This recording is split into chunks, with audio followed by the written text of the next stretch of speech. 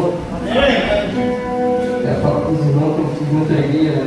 Quando o pastor me pediu para eu trazer essa palavra de Santa Ceia, realmente eu gelei. Eu liguei para ele e falei, tu vai para quinta-feira.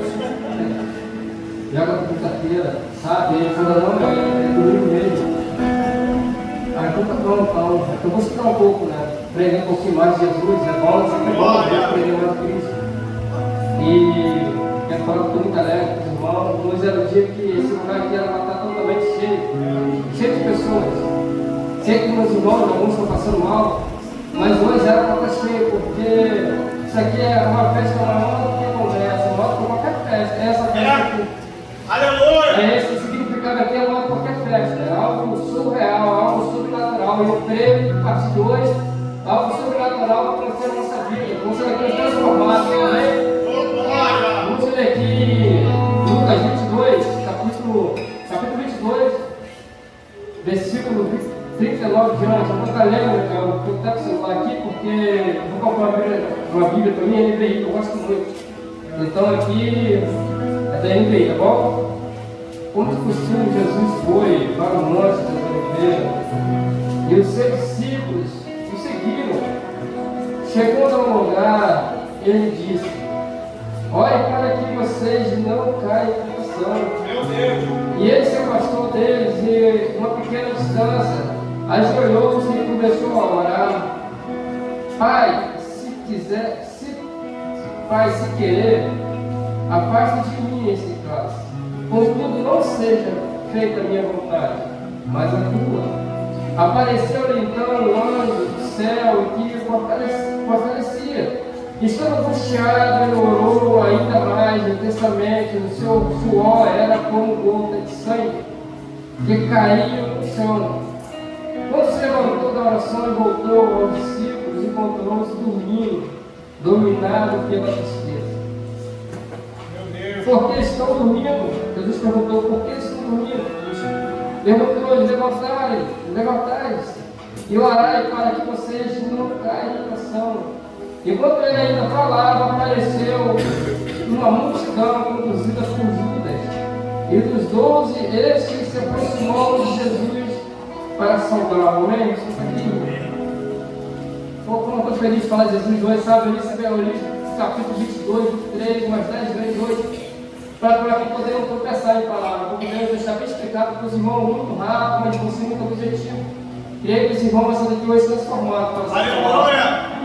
Sabe, e eu tenho só coisas boas para falar de Cristo. Eu sei que a gente passa muito difícil, eu sei que eu já passei fome na minha vida, eu já passei situação difícil. Sabe, já vou entrar na palavra aqui, jamais vou dar um testemunho que Deus fez na minha vida sobre o tempo de falar, porque se eu falar, estou guardando algo que Deus me deu para mim falar para os irmãos, servir testemunho para os irmãos também fazem igual. E quando meu pai, quando eu começava a querer namorar, meu pai falou, olha pai, me chamou para lá, tem casa, eu automaticamente então vou fazer a casa, fiz a casa. Aí eu virei a casa, eu casei. E nisso que eu casei, perdi emprego. Aí nisso que perdi emprego, passei necessidade. Comecei a passar necessidade, aí as pessoas começaram a me ajudar, mas aquilo não estava legal para mim, não era aquilo que eu queria para mim. Aí eu entrei numa firma, nessa firma eu comecei a trabalhar 5 anos, 6 anos, mas eu não vou esperar.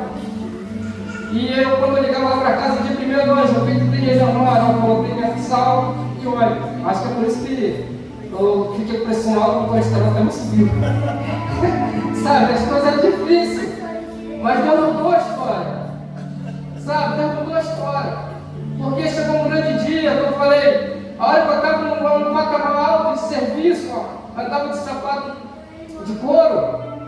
E aí tinha uma turma, tinha um carro 2.0, eu não sabia disso, eu abandonei aquilo para poder cumprir a maldição da minha vida. E aí Deus prosperou na minha vida. Daí para cá, eu desci profissionalmente.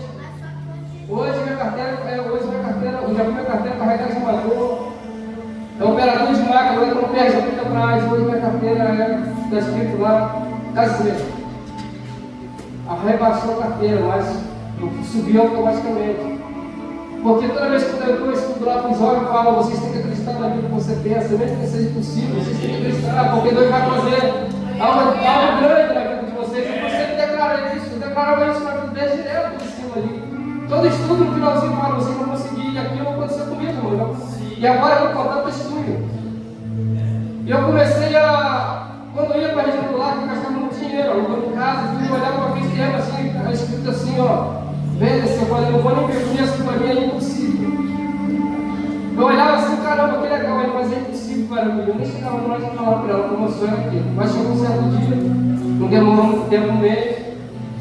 Eu falei, comecei a orar ao Senhor e o meu negócio era qualquer coisinha comprar um joelho, qualquer coisinha comprar um joelho, mas eu não estava esperando o terreno não.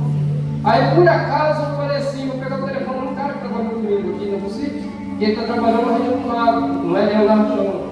Esse terreno é perto de. Ele é dentro de Araruama, ele é de 10 minutos para chegar no centro de Araruama, é no centro da cidade. Aí ele chegou e ligou para mim, eu baixei o telefone e falei com ele, como é que tá aí, cara? Rogério, olha só, eu tenho um negócio para te contar, olha o terreno que Deus não vai te dar, olha o terreno que Deus vai te dar.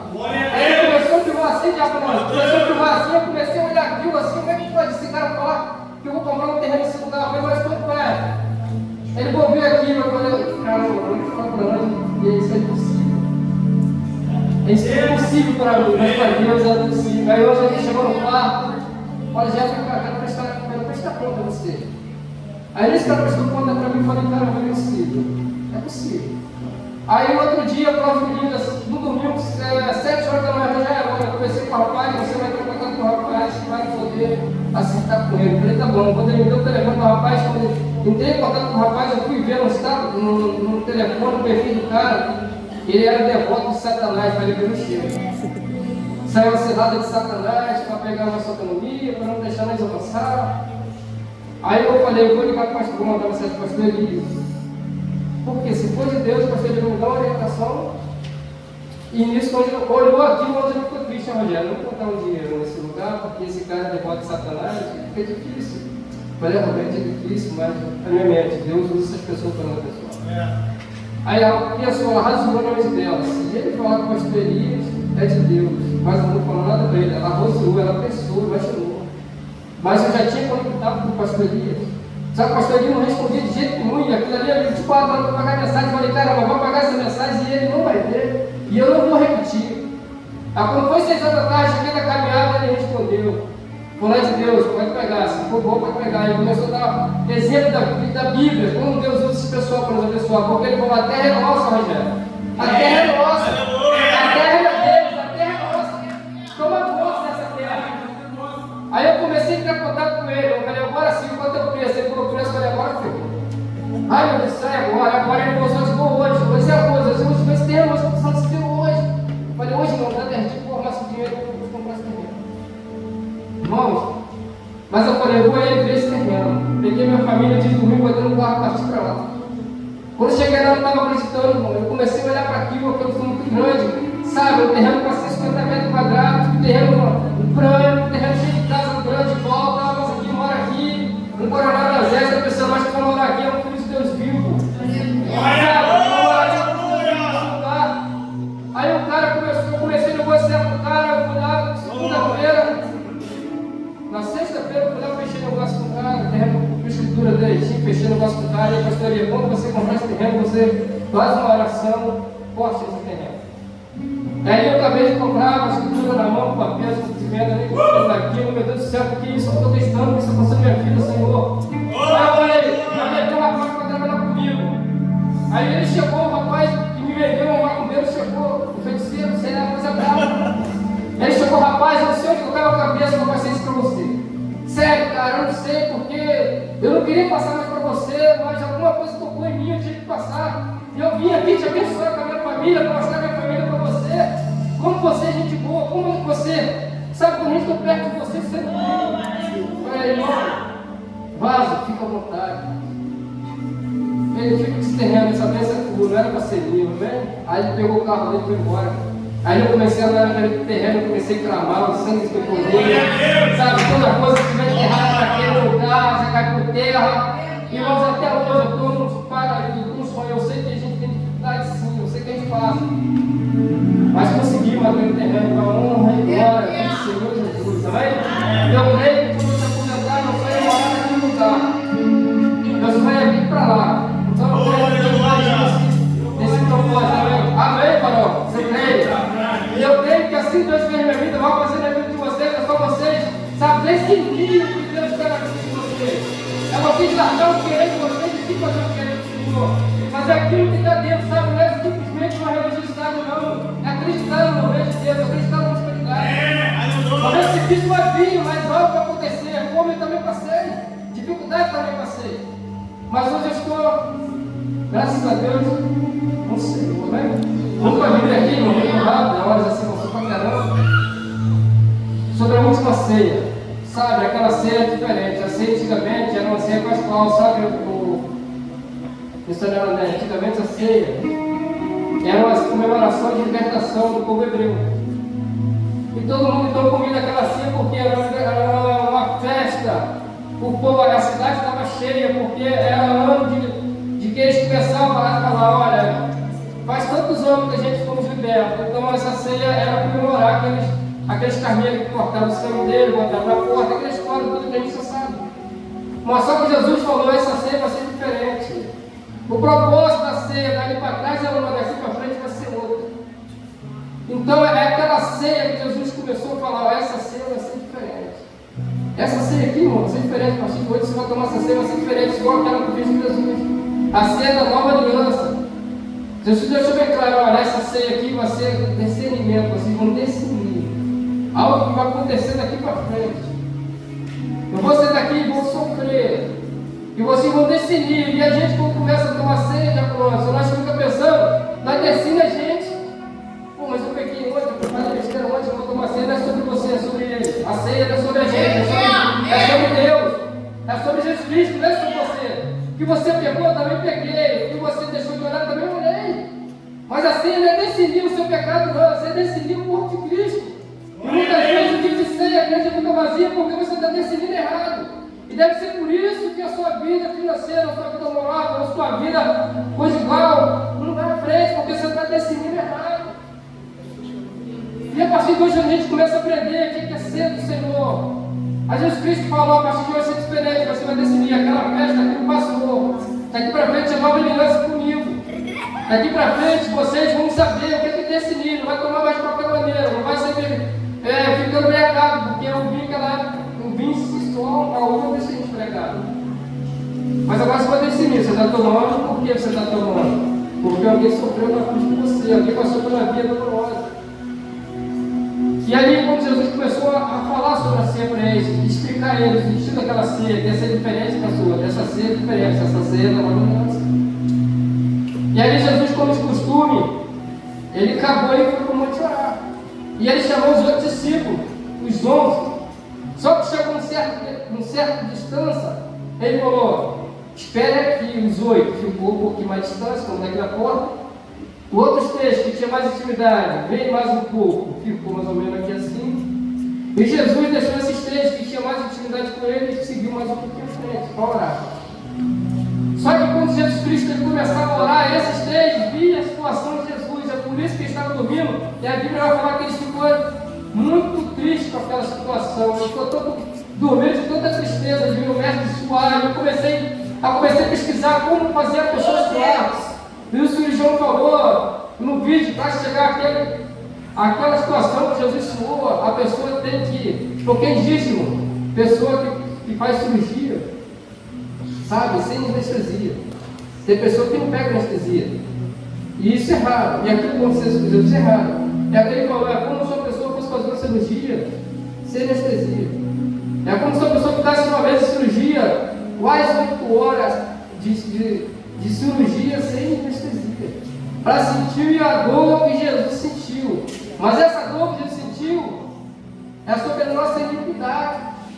A nossa iniquidade foi sobre ele, uma dor esmagadora, com um sofrimento total, mas não foi algo sobrenatural, sobrereal, mas foi por causa de mim, por causa de você, que essa dor que ele sentiu. Uma dor terrível, uma angústia terrível. Aí eu comecei a pensar, meu Deus do céu, como pode Jesus Cristo passar esse sofrimento todo? E ele sabia o que ele estava passando. Ele falou, Senhor, se for de mim, faça esse cálice. Se for de mim, não faça que eu tome esse cálice. Mas todavia, essa vontade que vai ser feita. Sabe, aí Jesus começou a falar, e quando ele dava para o discípulo ali totalmente entristecido, chegava a dormir, porque a tristeza é tanta, já que a pessoa está muito triste. E eu comecei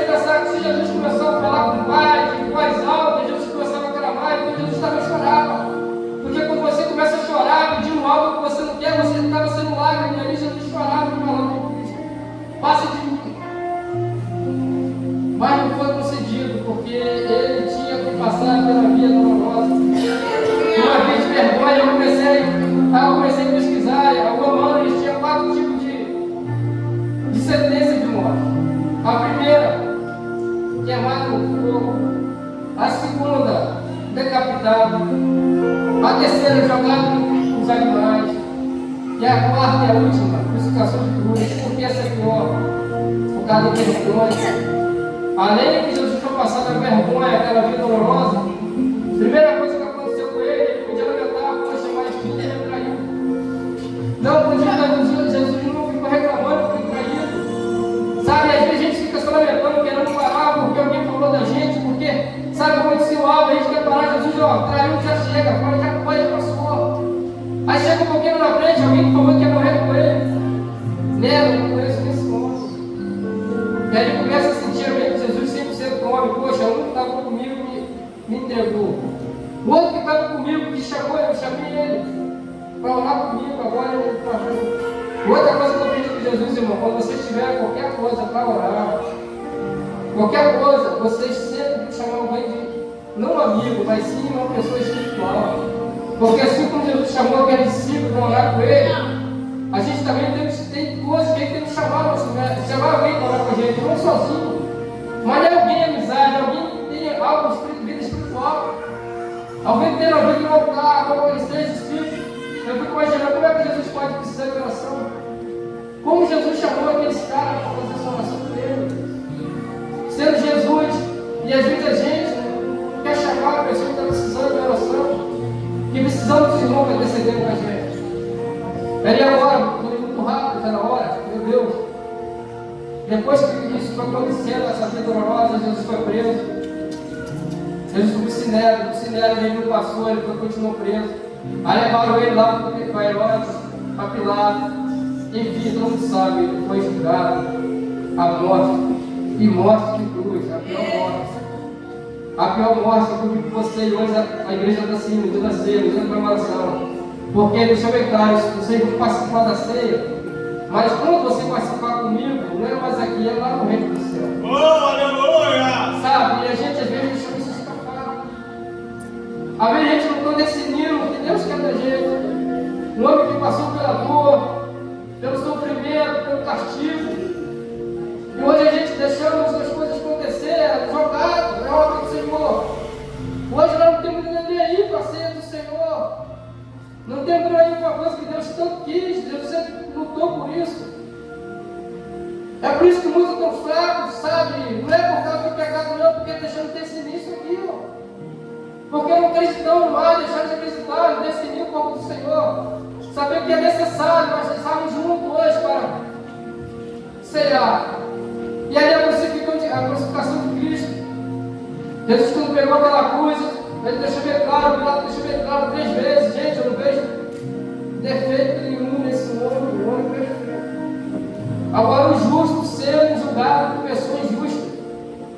Mais algo que Jesus podia falar, caramba, eu sou justo. Não tenho pecado, nada, estou sendo julgado por pessoas justas.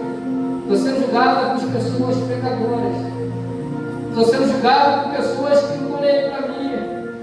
Mas é necessário, o propósito, quando a gente tem um propósito, a gente vai passar por essa situação de julgamento, porque você não tem um propósito. O propósito de Jesus, Judas não conseguiu parar, a negação de Pedro não conseguiu parar, nada conseguiu parar o propósito de Jesus, e nada vai parar o seu propósito. Aleluia! Seu propósito é chegar até o final.